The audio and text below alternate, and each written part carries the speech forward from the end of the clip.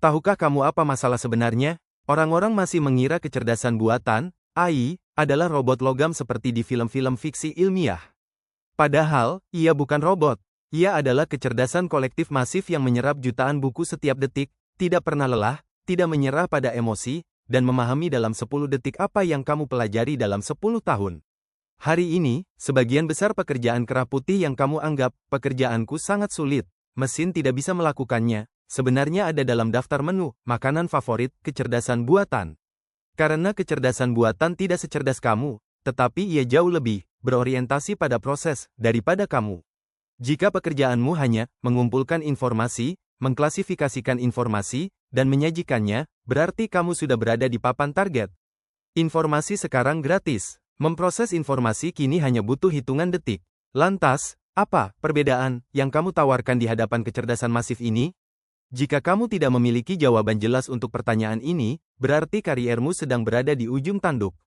Sebentar lagi kita akan memeriksa kelompok risiko ini satu persatu, tapi sebelumnya, mari kita naikkan sedikit ketegangannya. Mengapa topik ini sangat vital bagimu? Karena ini bukan sekadar transisi, ini adalah kehancuran yang diikuti oleh proses pembangunan kembali. Lalu, mengapa ini begitu penting sekarang? Ketika internet datang, profesi berubah, ketika ponsel pintar datang, dunia berubah, tetapi kecerdasan buatan berbeda dari semuanya. Kali ini, yang berubah bukan alat yang kita gunakan, melainkan otoritas kita sendiri dalam mengambil keputusan. Untuk pertama kalinya dalam sejarah manusia, kita memiliki saingan yang bisa berpikir. Dulu, mesin merampas kekuatan otot kita, sekarang mereka mengincar kekuatan otak kita. Ini bukan sekadar masalah tentang gajimu. Ini tentang bagaimana masyarakat akan diorganisir, apa yang harus dipelajari anak-anakmu, dan apakah investasimu saat ini akan menjadi sampah atau tidak. Jika kamu ketinggalan kereta, kamu tidak hanya akan kehilangan pekerjaan, tetapi juga kemampuan untuk memahami dunia. Sekarang bersiaplah, karena kita akan mencatat poin demi poin siapa saja yang akan dibuat menganggur terlebih dahulu oleh kecerdasan buatan. Mari kita kategorikan profesi yang menjadi target utama AI. Pekerjaan-pekerjaan ini memiliki ciri khas yang sama. Semuanya berbasis aturan dan dapat diprediksi. Berikut adalah daftar dan alasannya, entry data dan analisis dasar. Apakah kamu berurusan dengan angka? Komputer memproses jutaan data selalu lebih cepat dan dengan akurasi 100% dibandingkan kamu. 10 jam yang kamu habiskan di depan Excel hanya butuh 0,1 detik bagi sebuah algoritma. Akuntansi dasar dan penggajian, peraturan pajak, input, output. Semuanya adalah aturan matematika. Mesin hidup di tanah air aturan matematika. Pekerjaan akuntansi rutin tidak lagi membutuhkan sentuhan manusia. Riset hukum dan penerjemahan, sebuah algoritma dapat memindai jutaan halaman putusan hukum terdahulu dalam hitungan detik dan melaporkan poin-poin paling kritis. Jam-jam riset panjang yang dilakukan oleh pengacara pemula kini tinggal sejarah. Dukungan pelanggan dan pusat panggilan, call center. Menjawab pertanyaan standar kini telah sepenuhnya dialihkan ke asisten kecerdasan buatan. Mereka tidak pernah marah, tidak pernah lelah, dan bisa menjawab dalam bahasa apapun. Beberapa pekerjaan perangkat lunak, mengejutkan tapi nyata. Programmer yang hanya menulis kode dengan cara salin tempel, atau menyiapkan situs web tingkat dasar berada dalam risiko besar. AI kini bisa menulis kodenya sendiri dan memperbaiki kesalahannya sendiri. Mengapa penting? Karena dalam pekerjaan ini, kreativitas manusia berada pada tingkat minimum. Jika pekerjaan yang kamu lakukan hanya sebatas mengikuti daftar instruksi, kecerdasan buatan akan membaca instruksi tersebut jauh lebih baik darimu. Ajukan pertanyaan ini pada dirimu sendiri, jika besok pagi sebuah komputer menggantikan posisiku, apakah pelangganku akan menyadari perbedaannya? Jika jawabanmu tidak, berarti kamu berada di daftar merah. Sekarang mari kita lanjutkan dengan fakta yang mengejutkan. Pekerjaan seorang profesor universitas bisa terancam lebih dulu daripada pekerjaan seorang tukang listrik. Ya, kamu tidak salah dengar. Mengapa? Karena teknologi robotik berkembang jauh lebih lambat, lebih mahal, dan lebih sulit daripada teknologi perangkat lunak. AI bisa melakukan keajaiban di layar, tetapi memperbaiki keran air di dunia fisik masih menjadi mimpi buruk baginya. Daftar profesi fisik yang aman, tukang ledeng dan teknisi listrik, setiap gedung, setiap pipa, setiap pemasangan kabel menyajikan kekacauan yang unik. Saat ini hampir mustahil bagi AI atau robot untuk masuk ke ruang sempit itu, merasakan kebocoran pada pipa berkarat berusia 50 tahun, dan menghasilkan solusi. Teknisi perbaikan dan pemeliharaan khusus, untuk memperbaiki mesin yang kompleks, pengetahuan saja tidak cukup, diperlukan kesadaran situasional dan ketangkasan tangan.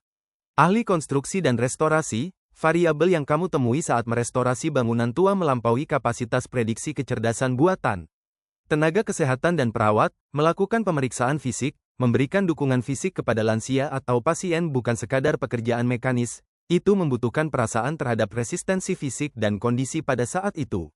Mengapa penting? AI adalah raksasa di dunia digital, tetapi masih bayi di dunia fisik, ketangkasan tangan, kesadaran situasional, dan kemampuan pemecahan masalah 3 dimensi yang tidak terencana adalah perisai terbesar kita saat ini.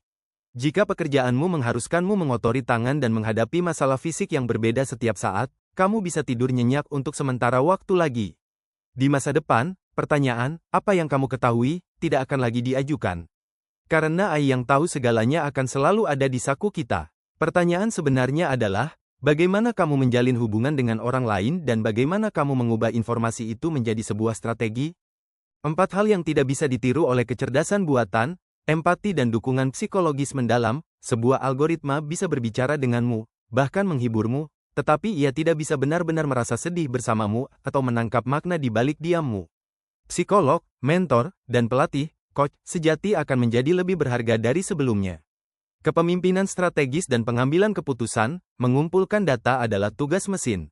Tetapi melihat data itu dan berkata, ayo, terlepas dari semua risiko, kita menuju ke arah ini, dan meyakinkan ribuan orang terhadap visi ini hanya milik manusia.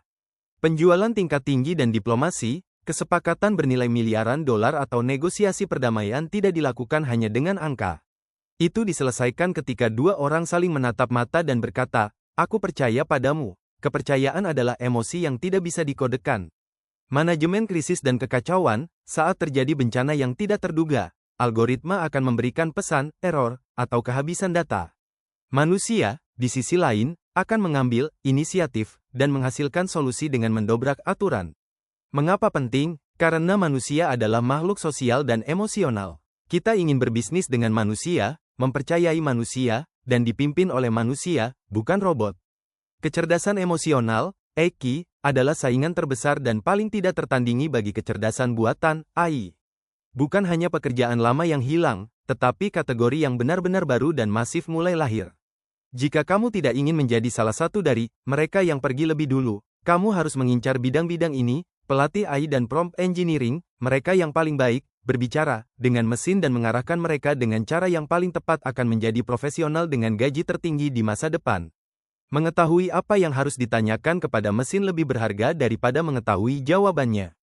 Etika data dan auditor teknologi, seberapa adil keputusan kecerdasan buatan? Akan ada kebutuhan besar bagi orang-orang yang akan menarik garis batas moral dan hukum dari sistem ini. Bioteknologi dan konsultan panjang umur, teknologi dan biologi menyatu. Pakar yang memperpanjang usia manusia, menganalisis data genetik, dan membuat peta kehidupan pribadi akan menjadi dokter bintang di era baru. Operator sistem robotik, robot akan melakukan pekerjaan, tetapi kitalah yang akan memimpin tentara robot tersebut, menentukan strategi mereka, dan memperbaiki kerusakan mereka. Pesannya adalah, mereka yang melawan teknologi akan kalah, mereka yang menguasai teknologi akan menguasai dunia. Jadi, apakah kamu sudah siap? Karena bom yang sebenarnya akan datang sekarang. Sekarang aku akan mengungkapkan rahasia besar dan kebenaran nyata yang ditakuti semua orang, kecerdasan buatan tidak akan mengambil pekerjaanmu. Seorang manusia yang belajar menggunakan kecerdasan buatan lebih baik dari mula yang akan mengambil pekerjaanmu. Ini adalah perbedaan yang sangat kritis. Ketika mobil ditemukan, kusir kereta kuda tidak menjadi pengangguran dalam semalam, mereka yang belajar mengemudi mobil menjadi sopir, dan pergi jauh lebih cepat. Mereka yang menolak belajar menjadi sejarah. Kita berada tepat di ambang pintu ini sekarang. Kecerdasan buatan bukan sainganmu, ia adalah exoskeleton milikmu, yaitu kerangka luar tubuhmu. Ia adalah alat yang membuat pikiranmu 10 kali lebih kuat. Jika kamu belajar menguasainya, kamu bisa melakukan pekerjaan yang dulu dilakukan 10 orang sendirian, dan dengan cara yang lebih kreatif. Ini membuatmu sangat dibutuhkan di mata bosmu dan tidak ternilai harganya di pasar. Saingan terbesarmu bukanlah algoritma, melainkan rekan kerjamu yang membawa algoritma itu ke sisinya. Jadi, apa yang harus kamu lakukan besok pagi? Solusinya, menjadi manusia hibrida, menjadi ahli hanya di satu bidang saja tidak lagi cukup. Strategi bertahan hidupmu harus seperti ini, keahlian plus teknologi, jangan hanya menjadi arsitek yang baik, jadilah arsitek yang bisa menghasilkan 100 desain berbeda dalam 10 detik dengan AI dan bisa memilih desain yang memiliki jiwa di antaranya. Belajar terus-menerus dan unlearning, menghapus pengetahuan lama. Di masa depan, ijazah seperti tanggal kedaluarsa pada kotak susu. Ia harus diperbarui terus-menerus. Kecepatanmu dalam membuang apa yang dulu kamu ketahui akan lebih penting daripada kecepatanmu dalam mempelajari informasi baru.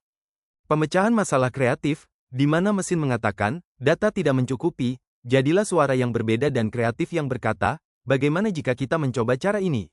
Petik 2 titik. Jangan terpaku pada satu profesi saja. Anggap keahlianmu seperti kepingan Lego. Jika perlu, kamu harus memiliki fleksibilitas untuk membongkar kepingan itu dan menyusunnya kembali sesuai dengan kebutuhan dunia baru.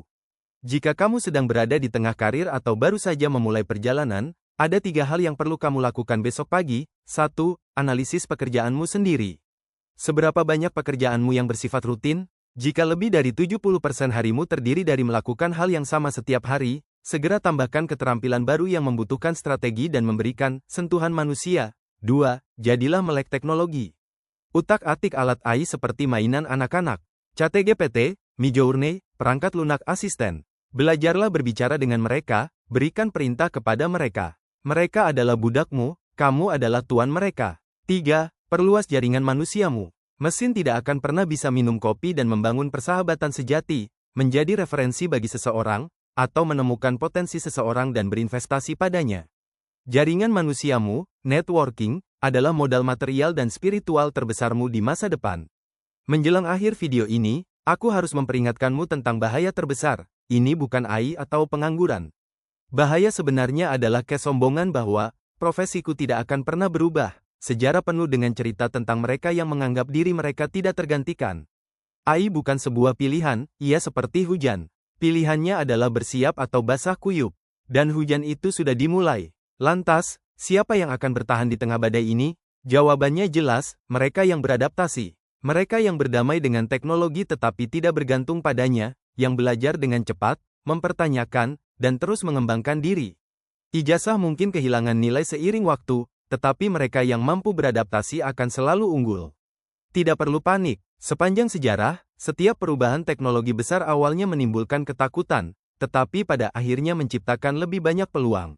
AI adalah peluang besar sekaligus ancaman besar. Sekarang setiap orang memiliki akses ke informasi yang sama, yang membedakan adalah bagaimana kamu menggunakan kekuatan ini.